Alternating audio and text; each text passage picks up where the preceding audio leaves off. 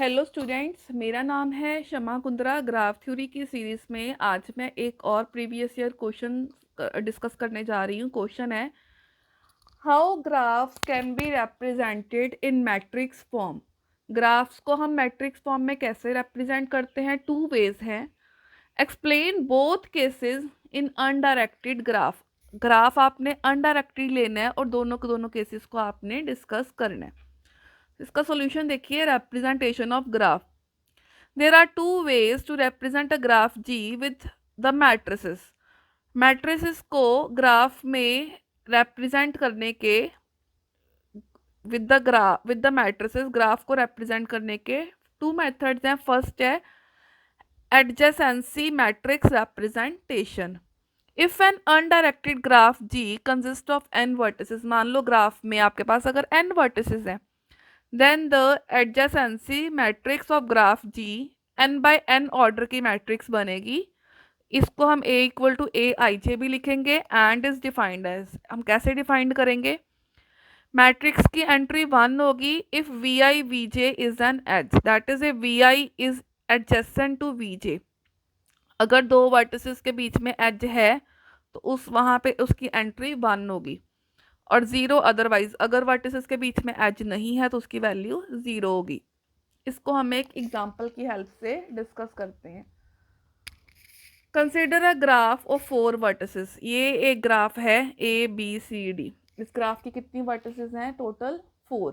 ठीक है, consider a graph of 4 vertices. तो 4x4 ऑर्डर की मैट्रिक्स होगी ये। इधर भी A B C D vertices लिख दो, A B C D vertices लिख दो। अब चेक करो कि क्या कोई लूप है इसके अंदर, मतलब ए से ए पे कोई एज है, सेल्फ लूप है कहीं पे? नहीं है।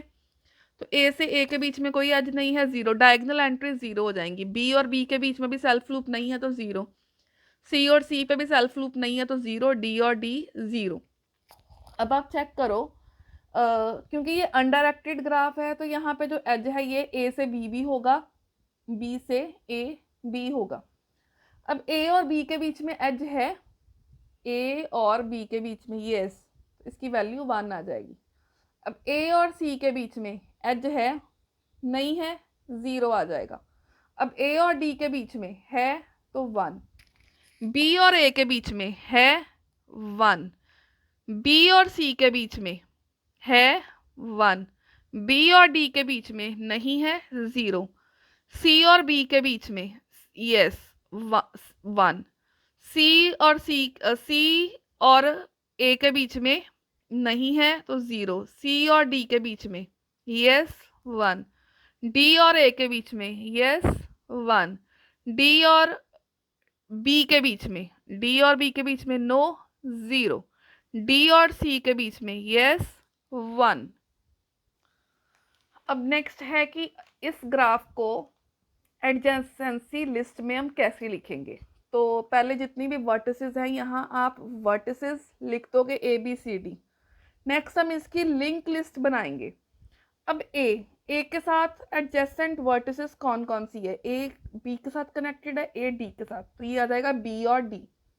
अब नेक्स्ट बी वर्टेक्स के साथ एडजेसेंट वर्टिसेस कौन सी है? बी के साथ सी है और ए है, तो सी और ए। नेक्स्ट सी वर्टेक्स के साथ जो एडजेसेंट वर्टिसेस है वो कौन कौन सी है? सी के साथ डी है और बी है, ये आ जाएगा डी और बी। नेक्स्ट वर्टेक्स डी के साथ एडजेसेंसी वर्टिसेस कौन सी है? 1 is A and 1 is C, तो ये आपकी बन गई ए और सी। इसको हम बोलते हैं, इस ग्राफ को, ये बन गई adjacency matrix and this one is adjacency list. Next है incidence matrix. If an undirected graph consist of n vertices and m edges.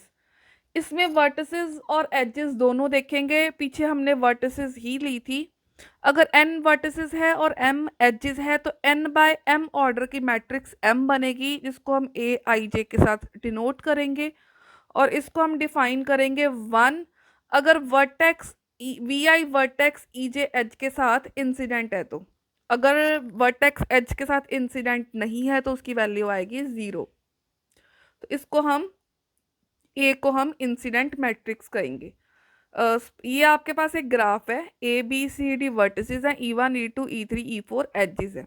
ये एम वर्ट मैट्रिक्स ले ली, रोज में आपने वर्टिसेस लेनी है, कॉलम में आपने एजेस लेनी है। तो मैंने इधर रोज में ए बी सी डी ले ली, यहाँ कॉलम्स में edges E1 E2 E3 E4। अब आप देखो क्या ए के ऊपर E1 एज इंसिडेंट है, यस, इसकी वैल्यू आ जाएगी 1। क्या ए के ऊपर E2 एज इंसिडेंट है, नहीं, इसकी वैल्यू आ जाएगी 0। क्या ए के ऊपर E3 एज इंसिडेंट है, नहीं, 0। ए के ऊपर E4 एज इंसिडेंट है, यस, इसकी वैल्यू आ जाएगी 1। बी के ऊपर E1 एज इंसिडेंट है, यस, तो ये 1। बी के ऊपर E2 एज इंसिडेंट है, यस, ये आ गया 1। बी के ऊपर E3 एज इंसिडेंट है, नो, 0। बी के ऊपर E4 एज इंसिडेंट है, नो, 0। सी के ऊपर E1 एज इंसिडेंट है, नो, 0। सी के ऊपर E2 एज, यस, 1। सी के ऊपर E3 एज, यस, 1। सी के ऊपर E4 एज इंसिडेंट नहीं है तो वो 0। अब डी के ऊपर E3 और E4 इंसिडेंट है, तो E3 और E4 में 1 1, E1 E2 इंसिडेंट नहीं है तो वो आ गए 0। एक नोट है आपकी नॉलेज के लिए कि जो एडजेसेंसी मैट्रिक्स होती है ग्राफ की, वो सिमेट्रिकल मैट्रिक्स होती है।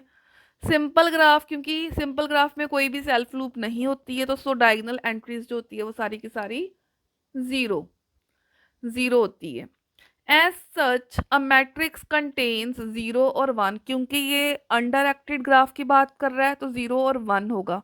अगर डायरेक्टेड ग्राफ हो तो इंसिडेंस मैट्रिक्स में आउटगोइंग या इनगोइंग के हिसाब से हम 0 1 -1 3 एंट्रीज लेते हैं, बट अनडायरेक्टेड में 0 और 1 ही चलते हैं। So it is known as Boolean matrix भी इसको कई बारी हम कह देते हैं। ये एक और एग्जांपल है वर्टिसेस एजेस की, और इसकी हमने एडजेसेंसी मैट्रिक्स बनाई हुई है, बट जो हमने आगे डिस्कस की थी ये भी एग्जांपल ठीक थी। आई होप आपको इस एग्जांपल से भी ये क्लियर हो गया होगा।